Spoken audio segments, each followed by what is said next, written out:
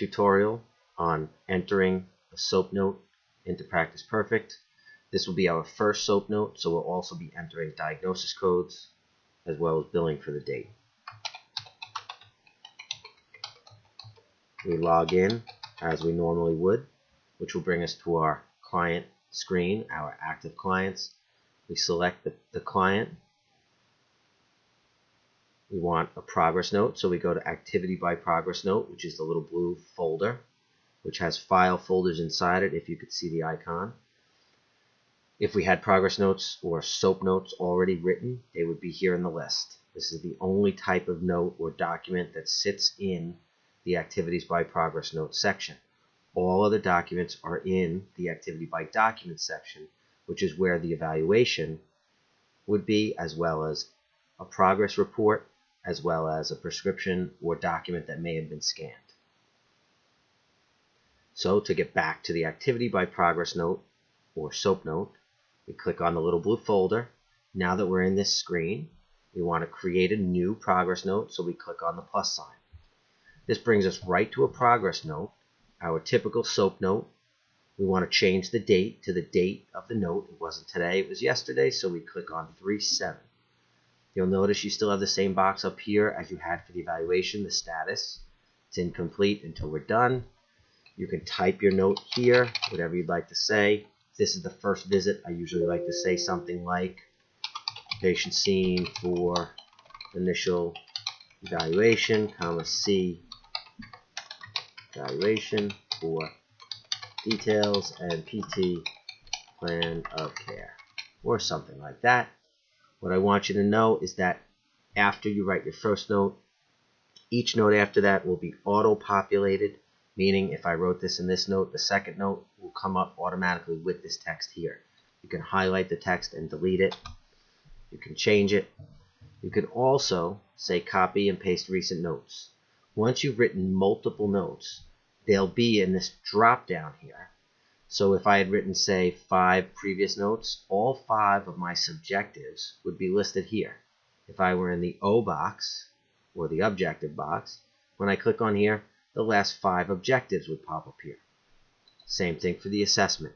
So you can actually put together, if you did the exact same treatment today that maybe you did 4 notes ago, you can click here, go here and say I want that objective. It writes it. You can change whatever needs to be changed or leave it all the same, up to you.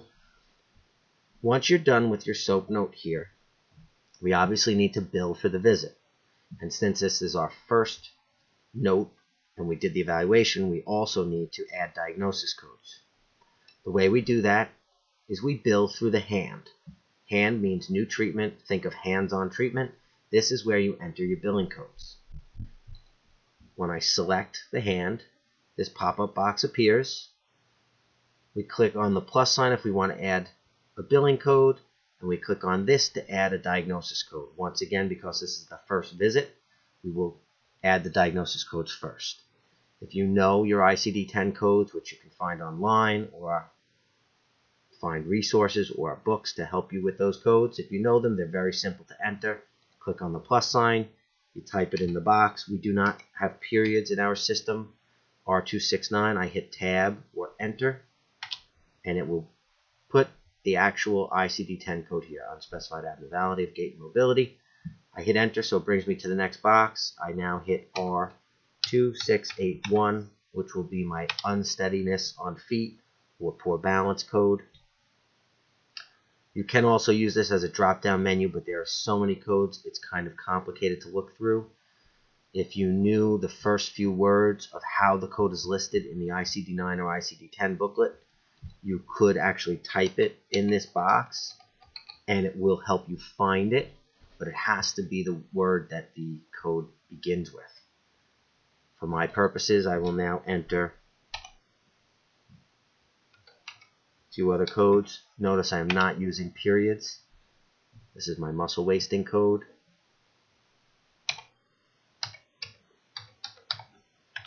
And here's my pain in right knee. Once my codes are added, I say OK, and they're now added to the system.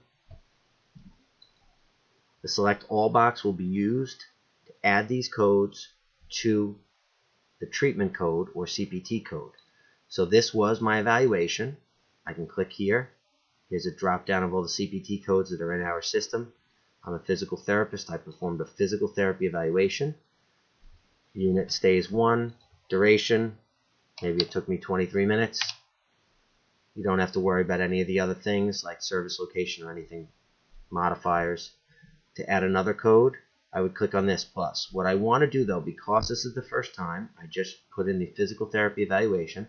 I want to select all, and that tells us and tells the system that we did the evaluation for all these diagnosis codes. Now we choose our next code. If you know the code, you can type it. If you don't, you can select it from the drop down. Therapeutic exercise. If you want to change the units and then make sure that the time correlates,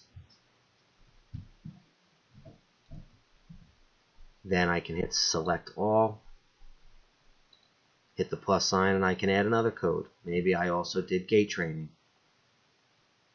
1 unit, 18 minutes, select all. Now I've hit select all. Now that I did that on this first visit, you will not have to do it on the visits moving forward. They'll automatically be checked. Once you come in here and you add the CPT code, those codes will automatically check themselves off. This is only because it is the first visit. We say OK. We have now just entered diagnosis codes for this patient and CPT codes for this visit. Pretending we already wrote the SOAP note, now we go up to here and we sign. Now, of course, it's telling us we have no information because it's blank. Why would you want to sign a blank document? But that's the idea. Now, if we wanted to view our evaluation, which now has the diagnosis codes in it, we can click on this here, and notice your diagnosis codes now have been added to your evaluation. To get back to the SOAP note screen, it would be this. To get to the activity by documents, it's the 2 pieces of paper.